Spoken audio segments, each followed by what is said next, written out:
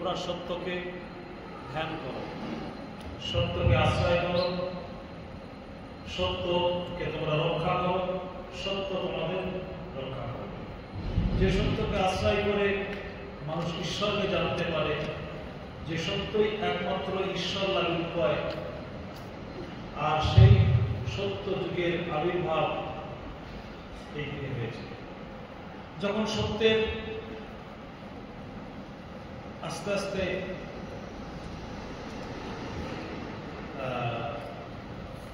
প্রভাব কমতে লাগলো, যখন সত্যের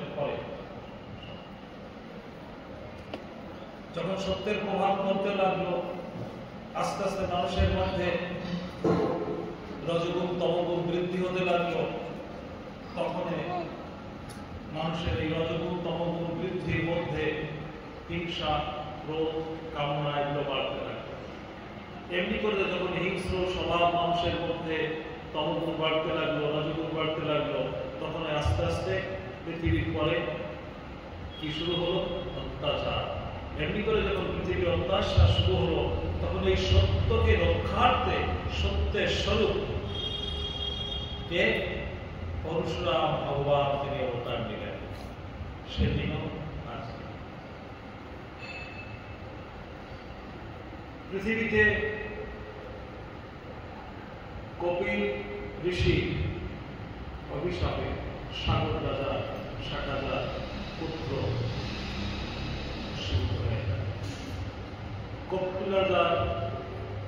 কপিল ঋষির পুনরায় আশীর্বাদে কে রাজা ভরতের একটি বন্ধুগুলো বংশমান আদি যারা রয়েছে, তারা সাধনা করতে করতে একে একে শরীরকে ছেড়ে দিল।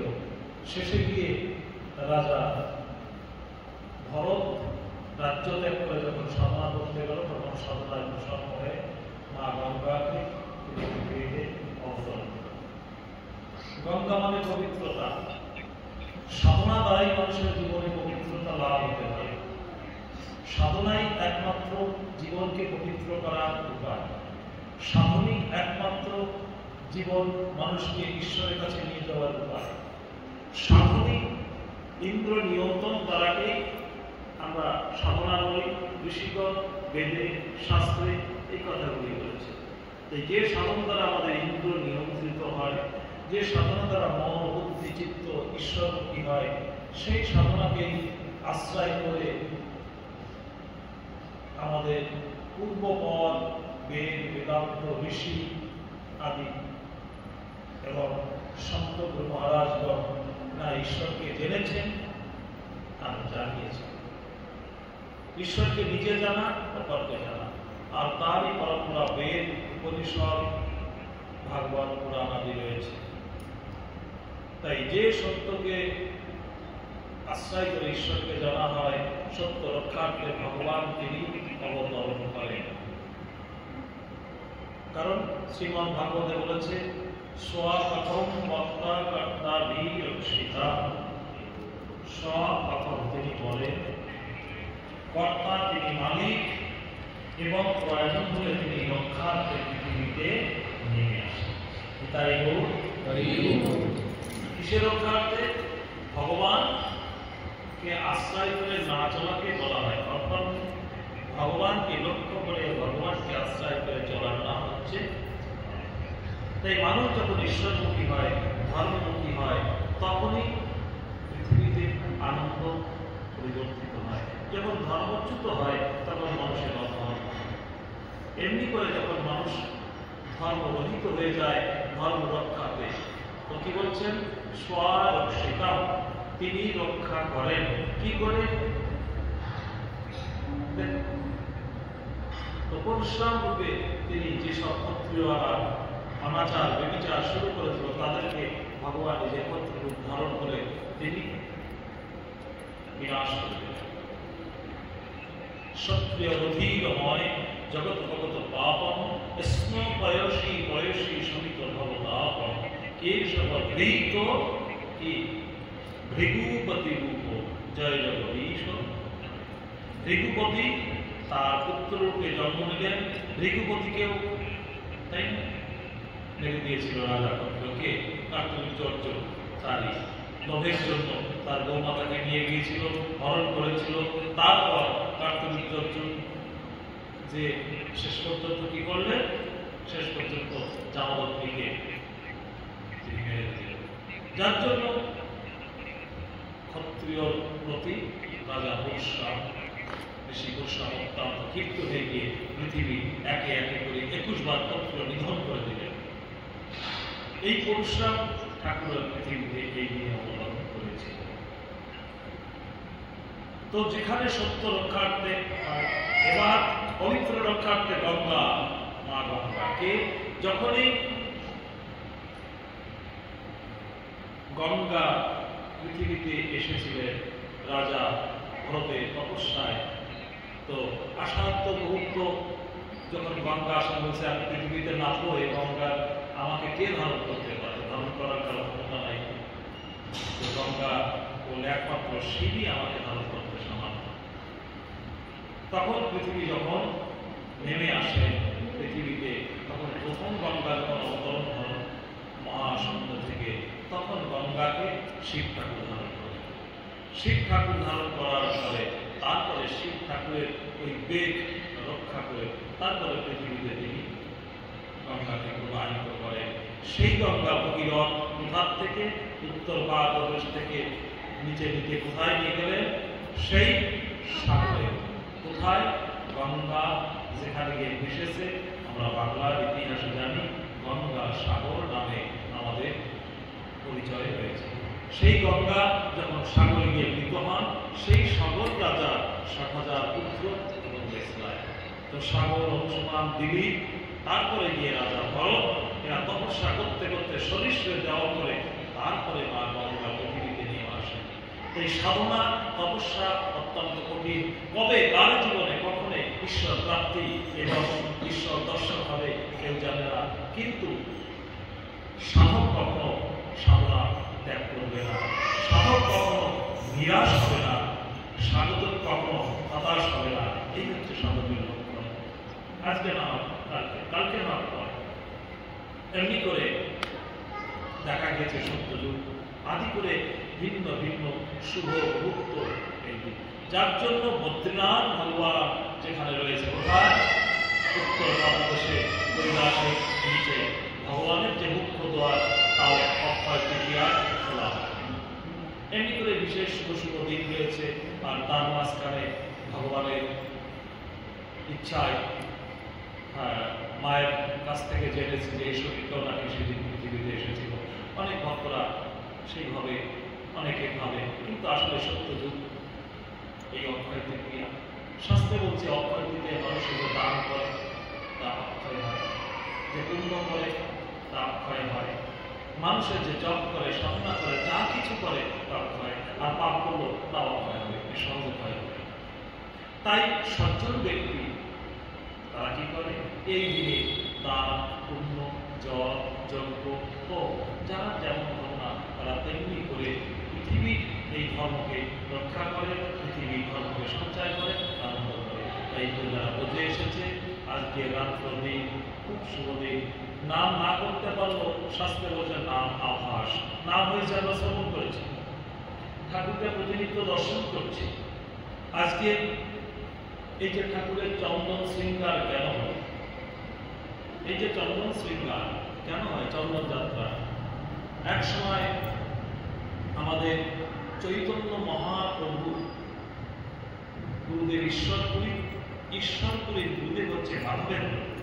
এই মাধবেন্দ্রপুরী বৃন্দাবনে এসে পরিক্রমা করতেন।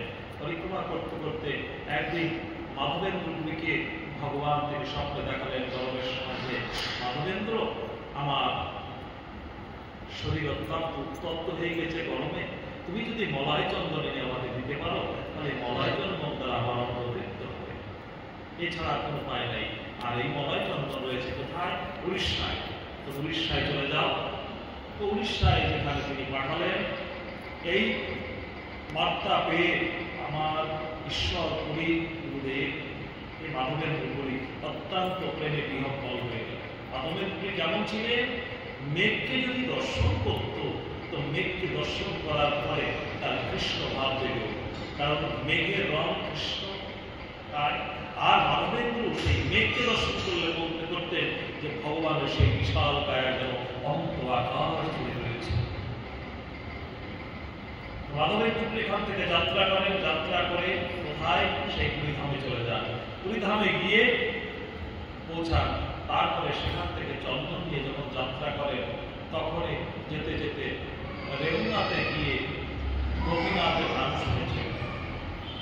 গোপীনাথ ওখানে পৌঁছানোর পরে গোপীনাথকে যখন বিশ্রাম করছেন তো গোপীনাথ তখন গোবিন্দ বললেন যে হে মাধবেন্দ্র, তুমি একটা কাজ করো, বৃন্দাবনে আসতে তোমার সময় লাগবে, তুমি এখানে গোপীনাথকে এই চন্দন লাগিয়ে দাও, তাহলে আমার অগ্রসর হবে।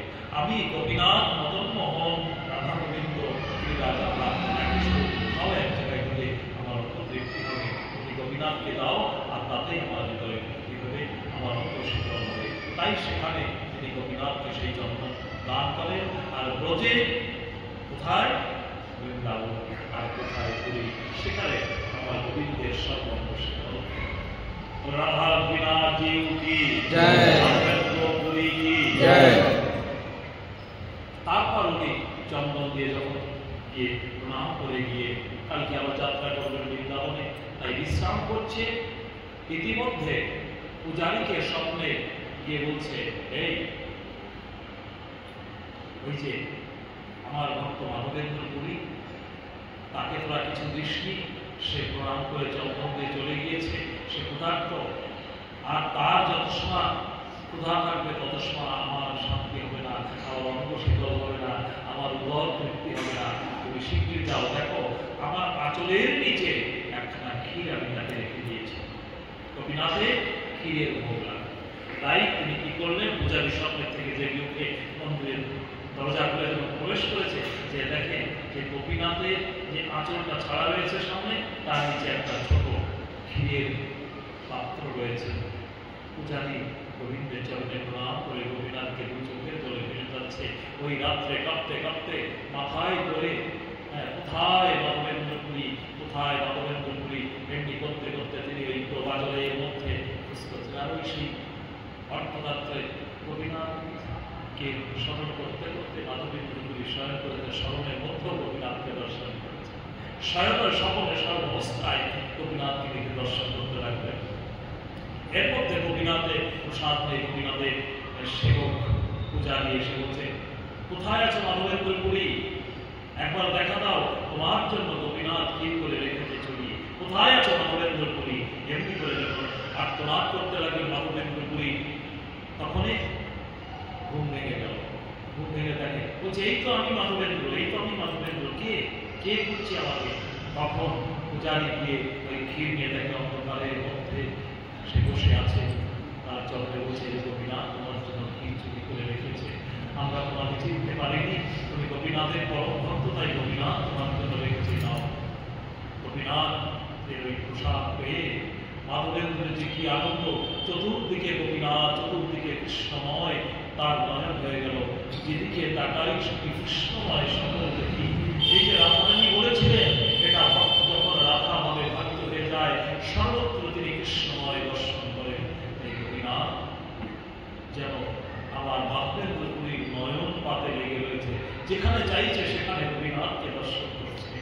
হৃদয় মাঝখানে, বাইরে, অন্তর বাহির দুয়ারে দেখি শুধু তোমাকেই সাধক দিয়েছে তাকে দর্শন করার জন্য। আর গোপীনাথ চোখ খুলে দেখছে গোপীনাথ দাঁড়ানো, আর চোখ বন্ধ করে দেখছে গোপীনাথ, পিছনে গোপীনাথ, হৃদয় গোপীনাথ, বাইরে গোপীনাথ, সর্বত্র গোপীনাথ ছাড়া কিছু নাই। গোপী মানে যারা গোপনে ভজন করে তার নাম যিনি, তিনি ভগবান শ্রীকৃষ্ণ, শ্রী রাধারানী ঠাকুর। সকলের সাথে যিনি পরম রসে পরম ভাবে মিলিত থাকে, তিনি রাধারানী, সতত সর্বক্ষণ তিনি তার প্রেম রসে ভক্তকে ডুবিয়ে রাখে। যে ভক্ত তার যেভাবে যে রসে ডুবে যায়, ভগবান তাকে সেই রসে ডুবিয়ে সেই আনন্দ প্রদান করে। তাই সব থেকে আমাদের জীবনে দাস্য রস, দাস্য ভক্তি দ্বারা গোবিন্দের সেবা প্রারম্ভ করলে বাকি অন্যান্য রস দাস্য রসের মধ্যে ধীরে ধীরে জাগ্রত হবে। তাই আমাদের বৈষ্ণবের মধ্যে হচ্ছে যে দাসানুদাস। তুমি কার দাস?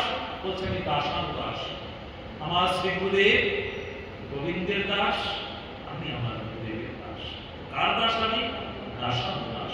এই দাসানুদাসত্ব স্বীকার করে যদি মানুষের জীবনযাত্রা হয়, অবশ্যই ঈশ্বর কৃপা, আমার গোবিন্দ কৃপা মেনে আসবে। তাই সকলকে বলবো, যারা যেখানে যে অবস্থায় থাকবে, সত্যকে আশ্রয় করে, গুরুদেবকে আশ্রয় করে, গোবিন্দের ভজনে তাদের জীবনের সময়কে অতিক্রম করবে।